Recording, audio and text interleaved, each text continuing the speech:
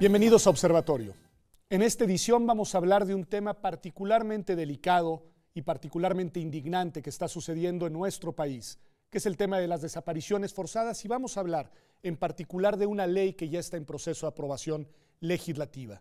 Quizás, Santiago, lo primero que hay que hacer es contextualizar esa norma en su proceso legislativo y empezar a identificar cuáles son sus elementos principales. Gracias.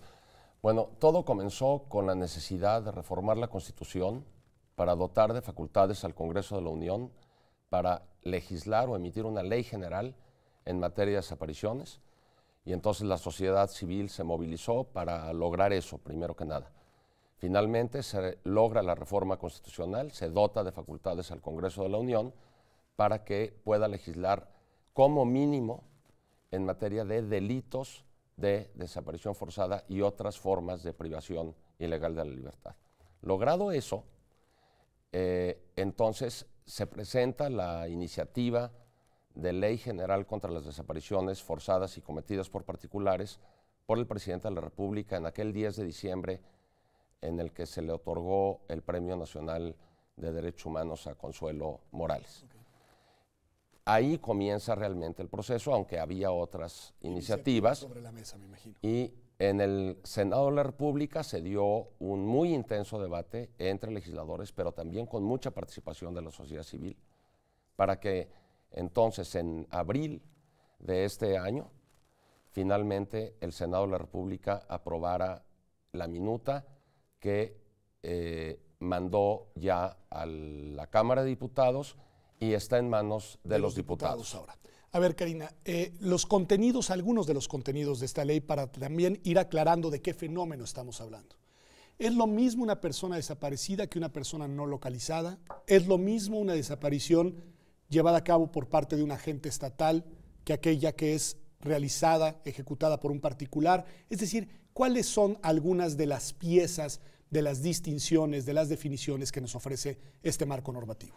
Bueno, definitivamente no es lo mismo una persona desaparecida que una persona no localizada. Sabemos que la idea o la noción de desaparición tiene un contenido en sí denso, está vinculada con ciertos elementos no accidentales.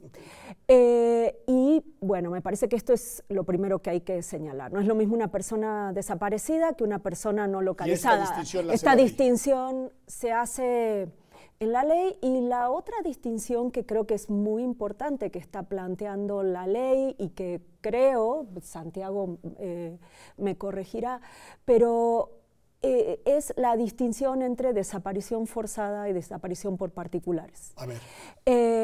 Todos sabemos que la desaparición forzada lo que implica, o asume que hay una intervención de un agente estatal de cualquier nivel. Si una desaparición tiene como responsable a un agente estatal, ya sea por acción, por omisión, por aquiescencia, se considera desaparición forzada. Pero aquí, dadas las características de lo que sucede en el país, se agrega un tipo de desaparición que es la desaparición por particulares. Okay.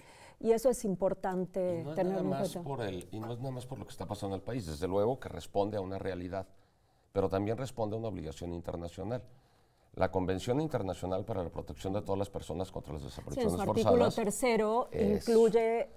y entonces todo país, tenga o no un contexto de desapariciones forzadas, tiene la obligación de tipificar la desaparición forzada y perseguir, bueno, investigar, perseguir, capturar, procesar y sancionar al particular que incluso sin participación de agentes estatales desaparezca personas. A ver, una pregunta de algo que me llamó la atención cuando estaba leyendo esta iniciativa de ley en proceso de aprobación.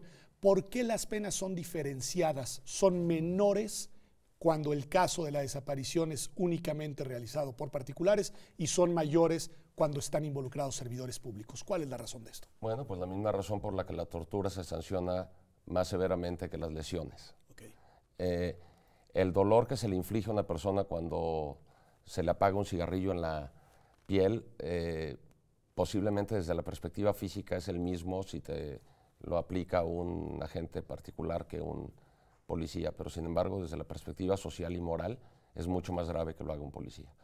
Y entonces la desaparición forzada, como siempre por definición, tiene que tener intervención de algún agente del Estado de cualquier sector o nivel, sea directa o indirectamente. Es decir, cuando un particular, con la autorización, el apoyo o la aquiescencia de un agente del Estado, interviene en la privación de la libertad de una persona para después negar la detención, es una desaparición forzada y se tiene que sancionar con penas más severas que aquellas cometidas por agentes delincuenciales. Esto puede molestarle a quienes creen que esto es una protección a los delincuentes. No, es que el Estado tiene una mayor responsabilidad, claro. Karina, ¿qué quiere decir que sea un delito continuado y qué quiere decir que su sanción sea imprescriptible?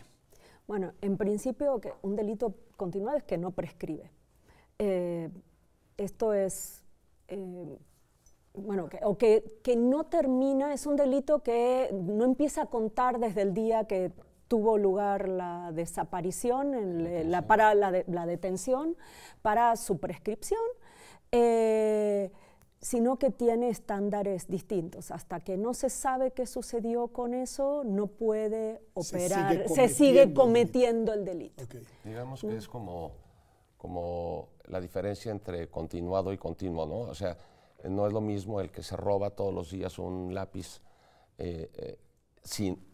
y en el caso de los delitos permanentes, como la desaparición forzada, se cometen segundo a segundo, instante a instante, hasta que se conozca la suerte o el paradero de la víctima. Se está cometiendo todo el tiempo. Y en el tema de la prescripción, las convenciones dicen que en caso de que un Estado no contenga una disposición de carácter fundamental que obligue a que todos los delitos prescriban, la desaparición deberá considerarse como un delito imprescriptible, alcance o no alcance el rango de un crimen contra la humanidad. Okay. Y como en México no hay ninguna disposición que diga todos los delitos tienen que estar sujetos a un régimen de prescripción, correctamente nuestros legisladores han establecido en este proyecto de ley que la desaparición forzada y la desaparición cometida por particulares no estarán sujetos a un régimen de prescripción, igual que la tortura. Ok, para identificar fenómenos de desaparición forzada y para identificar a las personas y localizar a las personas desaparecidas, pues el Estado debe tener una capacidad institucional que por lo que entiendo hoy no tenemos y que en esta ley se contempla. Ahí, Karina, se habla de un sistema nacional de desaparecidos. ¿Qué es esto? ¿Cuál es la lógica que hay detrás? ¿Qué tipo de instituciones supone crear? ¿Hacia dónde estamos avanzando institucionalmente con esta lógica?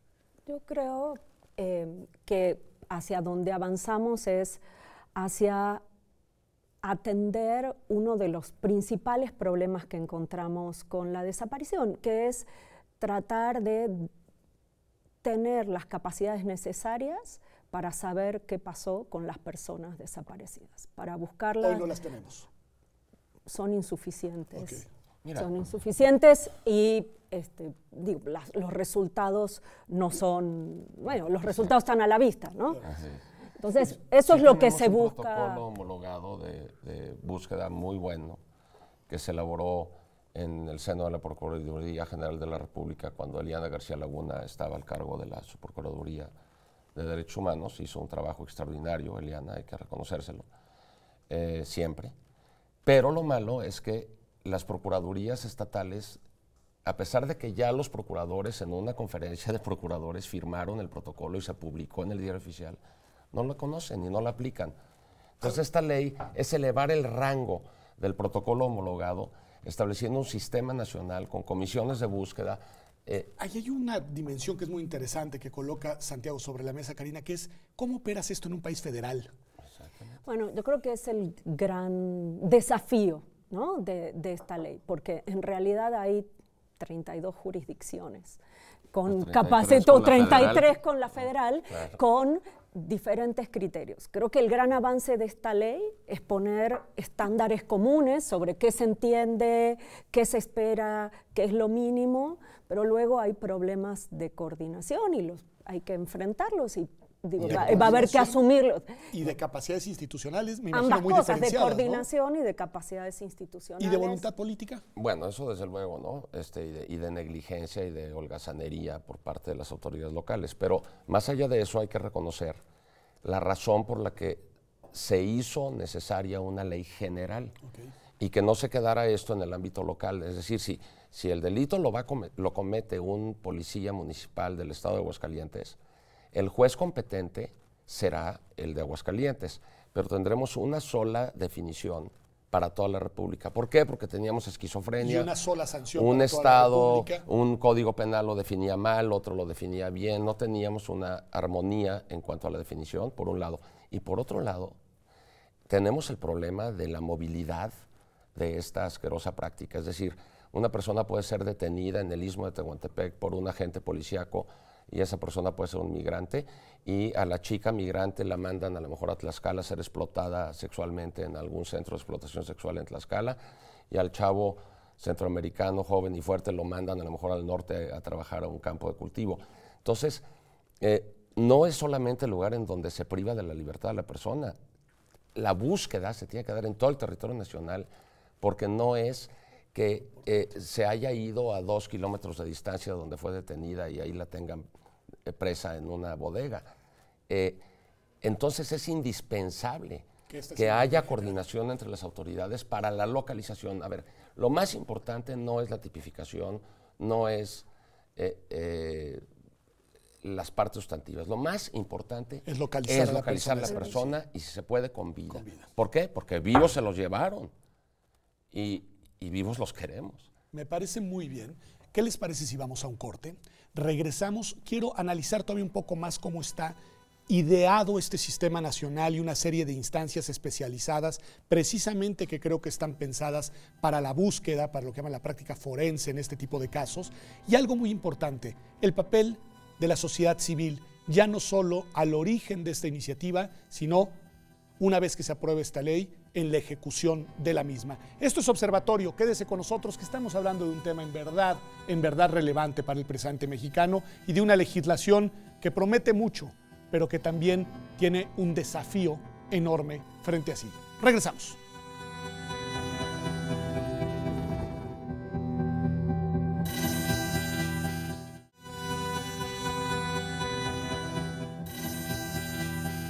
Ya estamos de vuelta en Observatorio. Estamos hablando de esta ley general, ojo, ley general que tendrá vigencia a nivel nacional sobre desaparición forzada.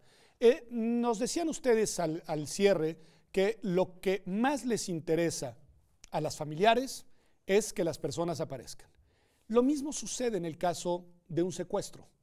¿La desaparición forzada es igual? ¿Es equiparable? ¿La podemos comparar con un secuestro, Santiago? Se puede comparar, pero no es lo mismo. ¿Por qué? Bueno, porque aunque en el secuestro hay una privación de la libertad, el secuestro tiene una finalidad muy clara por parte del perpetrador, que es obtener algo a cambio, algún beneficio, un rescate o alguna consecuencia. En la desaparición forzada, la finalidad del perpetrador al privar de la libertad a la persona es irrelevante y no debe de incluirse en la definición. O sea, la definición es la privación de la libertad, cualquiera que fuere su forma, es decir, puede comenzar como una privación legal. Por ejemplo, un policía puede detener en flagrancia a una persona y luego, en lugar de llevársela ante la autoridad competente, llevárselo de paseo y a una bodega y nunca regresarlo, y a lo mejor seguida de la negativa, ya sea a reconocer la privación de la libertad o a proporcionar información sobre la suerte o el paradero de la víctima, o simplemente a la falta de información, independientemente de la finalidad.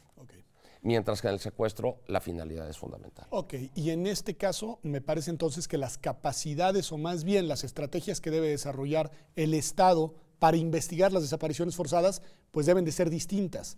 ¿Qué tipo, Karina, de instituciones, qué tipo de procesos, qué tipo de, en fin? A ver, yo creo que hay... Cuando pensamos en desaparición forzada tenemos que pensar en dos canales. La desaparición es una, pero hay que pensar en dos tipos de estrategias. Una justamente es la estrategia de búsqueda, la estrategia de hallazgo, ¿no? Sí, como decía estoy harto de la Santiago, búsqueda, ¿no? La estrategia, estrategias para encontrar. Y la otra es la estrategia para investigar el delito y sancionar a los culpables. Esto es fundamental. O sea, uno es buscamos a las personas desaparecidas, el otro es buscamos a los responsables para castigarlos. Otra es atender a las víctimas, ¿no? Porque el problema de la desaparición es un problema donde tenemos diferentes tipos de víctimas. En la persona desaparecida, pero también los familiares que buscan. Entonces necesitamos, son revictimizados, tienen necesidades. Entonces tenemos que tener en cuenta esas diferentes tracks. Entonces tenemos que pensar en un diseño institucional que sea capaz de enfrentar todo esto y que tenga algún grado de diálogo entre los diferentes componentes. Cambiarle el chip a la gente del Ministerio Público o al fiscal. Cuando tú llegas y presentas tu denuncia, entonces el chip del agente del Ministerio Público inmediatamente se enciende y dice orden de localización. ¿Y en quién está pensando el agente del Ministerio Público cuando dice orden de localización? En el perpetrador, en el presunto. En esta segunda vía, ok. Aquí no, aquí lo primero. Nada de que 72 horas y se habrá ido con la novia y esas actitudes de revictimización crueles, terribles que muchas procuradurías tienen con los familiares que llegan a presentar la denuncia. Bueno, es increíble. Tiene que iniciarse la búsqueda de manera inmediata.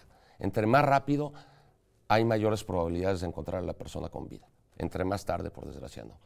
Entonces, independientemente, como muy bien decía Karina, independientemente de la línea de investigación para localizar al perpetrador, pero yo te digo una cosa, entre más rápido lo hagas, lo más probable es que encuentres a la víctima junto con el perpetrador y ya el perpetrador podrá proporcionar información sobre quiénes son los cómplices o dónde está la cadena de mando, etc. En la ejecución de estas dos líneas, digamos, de acción, ¿deben estar involucrados o no? ¿Y de qué manera los familiares de las personas desaparecidas? Es decir, ¿debemos de darles algún tipo de espacio de participación? ¿La ley los contempla?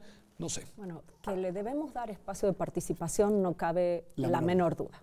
Digo, no lo voy a decir, la literatura comparada muestra que donde hay coadyuvancia, la coadyuvancia de los familiares en los procesos de investigación y de búsqueda, los resultados son mucho mejores. Okay. Eso ya está comprobado. La ley tiene sus, digamos, contempla, pero no es muy clara, y ese es uno de los principales puntos que habría que revisar y en todo caso en la implementación fortalecer, pero no cabe la menor duda. Pero también es importante decir algo, que si bien es cierto que la participación de los familiares de las víctimas es fundamental para la investigación, lo que no puede ser es la actitud de muchos fiscales en la República Mexicana que le trasladan a la... Oiga, pues que no me ha traído más información, ¿cómo quiere que avance la investigación? Déjame detenerte ahí y hacerte una pregunta que era la siguiente que les iba a hacer. Por lo que estoy entendiendo, los operadores desde el punto de vista de la Procuración de Justicia van a ser los mismos que hoy investigan todos los demás delitos que suceden en este país. ¿Tenemos capacidad institucional para eso, Santiago? Bueno, es más complicado que eso, Pedro, la verdad. Las disposiciones en materia del Sistema Nacional de Búsqueda están involucradas la Procuraduría, pero también el Poder, digamos, la Secretaría de Gobernación. Están ahí muchos factores involucrados que creo que no tenemos tiempo y no me lo sé de memoria como para podértelo explicar bien. Lo que es muy importante es la coordinación. La coordinación. ¿Por qué? Por lo que te decía, la movilidad del fenómeno. Entonces, las autoridades estatales y las federales se tienen que coordinar para poder obtener los resultados. Ahora, también se necesitan recursos, ¿eh? Es decir, un sistema nacional de búsqueda sin recursos económicos no va a funcionar. No puede funcionar. Recursos económicos y recursos de capacidad humanos, técnica y del mayor nivel. Claro. Okay. Karina, Santiago, cualquiera de los dos, ¿este es un fenómeno que se debe mirar en lo individual o que debe de seguirse e investigarse bajo una lógica de redes? Porque obviamente a los familiares de su familiar o de sus familiares desaparecidos, pues lo que les interesa es el caso concreto, pero les pregunto, según las mejores prácticas, ¿cómo es como lo debe mirar el Estado?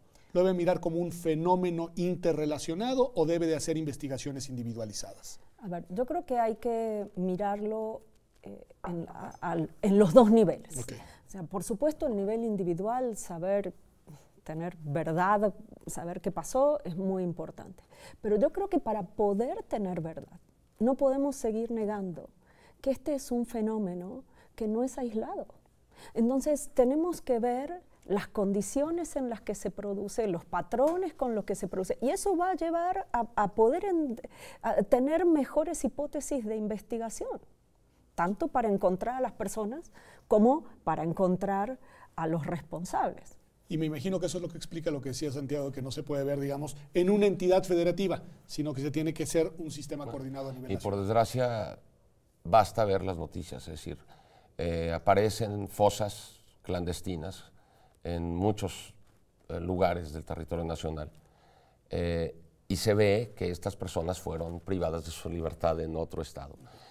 Y esto es fundamental también, la cantidad de cuerpos sin vida que tenemos apilados en los CEMEFOS, en los servicios médicos forenses, y la poca actividad que hay, el poco esfuerzo para identificar esos cuerpos. Esas personas están desaparecidas mientras no se les ponga un nombre a cada uno de ellos. Y mientras no se sepa por qué están ahí, qué fue lo que pasó, no sabemos si se configuró el delito de desaparición. ¿Sería así, Karina? Bueno, no exactamente. Lo que sabemos es que tenemos personas no identificadas en los CEMEFOS y tenemos familias que están buscando. Lo que tenemos que es tratar de ver si existe coincidencia. Claro. Y gracias por esa aclaración, Pedro, porque volvemos a lo que me decías al principio. Esas personas que fueron desaparecidas forzadamente, es decir, hubo intervención del Estado, o fueron desaparecidas por agentes particulares sin participación del Estado. En el proceso de búsqueda o de hallazgo, creo que es irrelevante. Es irrelevante. Y por eso hay que cambiar el chip. Es muy importante. Ok, una pregunta última a los dos en esta etapa del programa que tiene que ver con el tema de ¿qué hacemos con esta ley? ¿La aprobamos o todavía la revisamos? Es decir, ¿qué es mejor? Porque por lo que he visto ustedes han identificado que tiene algunos problemitas. Sí. ¿Qué es mejor? ¿Ya contar con una ley aunque tenga problemas o que todavía los diputados le metan mano? Pues mira, yo francamente, a pesar de que tengo identificados varios puntos en los que me encantaría que se corrigiera, por ejemplo, la definición, el tipo penal de desaparición forzada, de desaparición cometida por particulares, que se me hace que quedó pésimo, prefiero que ya la aprueben los diputados de inmediato, bajo la teoría del mal menor. Aquí tenemos que elegir entre dos males, el mal y el mal, tenemos que elegir el mal menor. Creo que se provocaría un mal mucho mayor si nos entrampamos con 500 diputados creativos que le quieran meter mano a la ley y la dejen peor. Entonces yo francamente haría un llamado respetuoso a la Cámara de Diputados, decir, apruébenla por favor como está, las víctimas están desesperadas. Sería un gran avance tenerla, eso sí. Perfecto. Aunque tenga limitaciones. Usaste una palabra muy importante, Karina, implementación. Una vez que se apruebe, si se aprueba como dice Santiago, yo creo que el desafío está ahí. Mucho. Es difícil, es complejo, pero creo que el desafío es la implementación y la construcción de alianzas para la implementación amplias es fundamental para el éxito de esto. Justicia. El sistema de enjuiciamiento penal, esta nueva ley, tienen que ir entrelazadas. Si no funciona la justicia en México, México se tiene que abrir a la justicia internacional. Hace muy poco, el Alto Comisionado de las Naciones Unidas para los Derechos Humanos en México lanzó un llamado muy enérgico al gobierno de que ya tiene que aceptar la competencia del Comité contra las Desapariciones Forzadas y que se deje de dobles discursos. En el informe, el compromiso, el escrutinio, ¿dónde está? En los hechos. Ese escrutinio público. Pues me parece fundamental lo que nos han explicado en este programa de observatorio. En verdad ha sido muy útil para entender por qué es importante esta ley, pero también para entender dónde están los grandes desafíos de la implementación y los grandes retos que enfrenta a nivel nacional e internacional nuestro país en esta materia. Gracias a usted por habernos acompañado. Esto fue Observatorio Cotidiano. Nos vemos aquí el próximo martes, como todas las semanas, en TV UNAM a las 9:30 de la noche.